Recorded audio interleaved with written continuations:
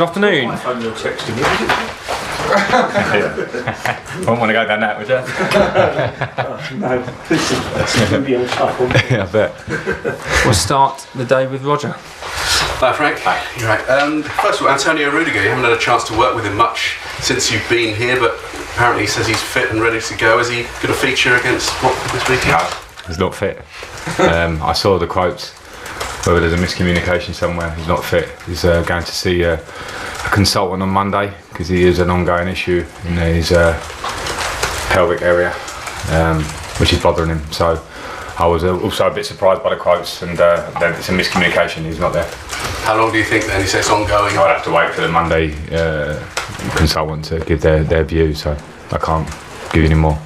Is it disappointing for you that he's a player that was established here, he's had so many injury problems with you, or was it a great chance for the others who have come in? Every player in the squad that's not available is disappointing, but it comes with the territory. Injuries are there.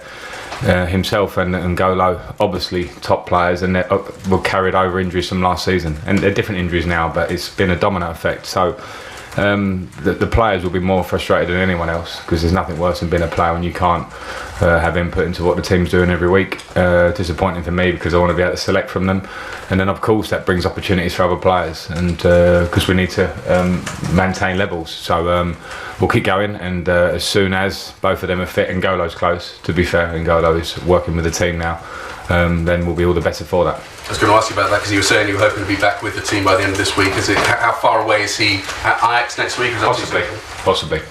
Is it 50-50? Yeah. Yeah. But no more. Any other concerns though going into this weekend? No. Ross Barkley's still not quite right, and he's another one that is unfortunately a possibly answer for you, but it's not far away. So Andreas Christensen is pretty much fit as well. So it's the sort of, for them, it's the finishing touches for a few of these ones of the difference between fit and match fit, and I'm quite big on making sure that we train in that middle period so that players can come back into training at the level that they left, or the level that we need, so that then they're ready to play games. So they can't just walk straight back in after injuries, so we have a little bit of a progression. You got so used to winning on that winning streak that you had until midweek. Were there any issues about bouncing back, or did you just take that in your stride and move on? Yeah, I think we certainly have to take it in our stride. It's a different competition to what the bulk of those games have been where we've won.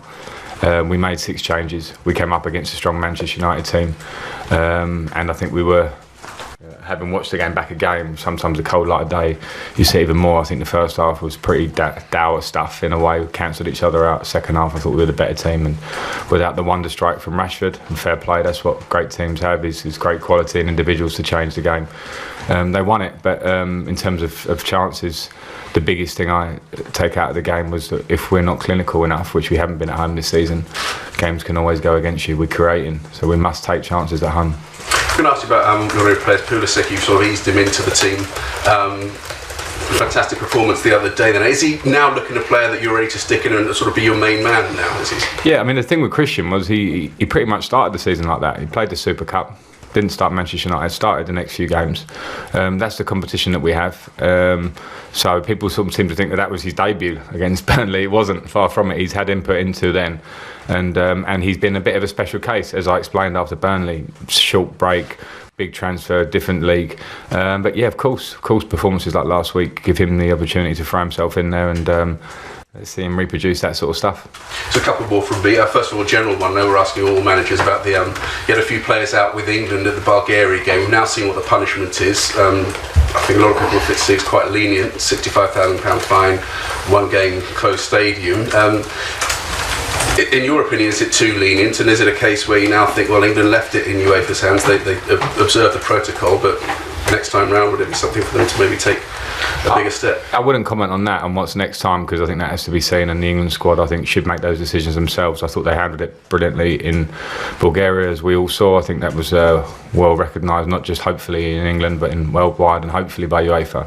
And I agree with your first point that the punishment wasn't enough. Last one, Roger. Sure. More light-hearted one, this one. I saw something with Fikayo Tomori. He was a bit upset at some of the FIFA stats. Said he was slower than Callum Hudson-Odoi, and he thinks he's faster than Mason Mount says that Fikayo is the fastest player in the club. Just thought as the manager, could you clear it up? Well, I'm surprised with Tomori. Yeah, he's fast. He's very fast. I'm not sure about clearing it up. I remember FIFA cards when I was, I think I was about 37 years of age, and my pace was 35. So I was actually slower than my age, which was really strange. So I take those those rankings with a pinch of salt. So should Tomori, and the best thing for him to do would be to show it every game he plays, which he has done so far. Is he quicker than Callum? I'm not getting involved in those arguments. Moose, you go to a Watford team tomorrow that haven't won yet. You'll be expected to win. Are those games more dangerous, even with the young players and what they've achieved this season? Without a doubt. I'm very much of that mindset. Firstly, I look at us, what can we do? And ever since we have been on the winning run, which obviously ended in midweek, but the game became more dangerous because of the idea of any overconfidence, which I work against. That we must certainly be there generally, and also we must understand that a team of the quality of Watford, we saw what they did last year. We know that the personnel were very similar to what they were doing last year and getting big results and regularly being a very strong team and making the FA Cup final. And we cannot underestimate a team that will be hurting because they haven't won for a while, and will have every ambition to try and win this game. So I certainly have even more focus on what we need to do. Because of the competition for top 4, top 6 this season, and because of the difference in your squad from what it has been in the past in terms of young players in it, are these the sort of games as well you have to target winning? Well, you do all of them. I understand your point. On paper, you look at us going to a team that are bottom of the league.